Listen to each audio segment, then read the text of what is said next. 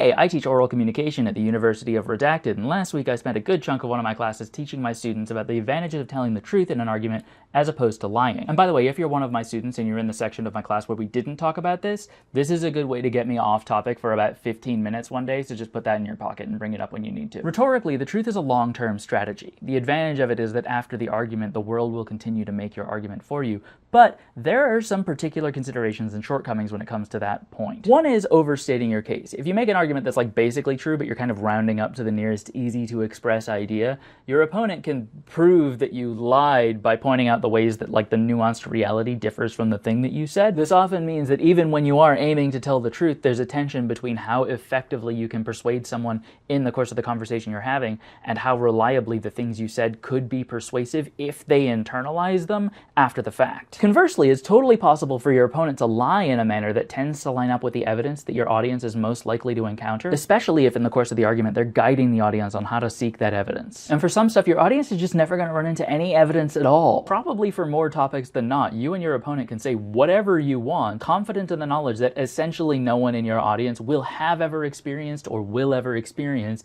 actual first-hand evidence contradicting or supporting your claims. Like, I don't want to make you cynical about telling the truth. It's genuinely a strong, long-term persuasive strategy, and in the short term, it's just the right thing to do. But if you're relying on having the truth in your pocket to win arguments, I am begging you to actually think through what the truth is doing for you rhetorically, because people aren't lie detectors. The fact that the thing you said is true is not in itself at all persuasive.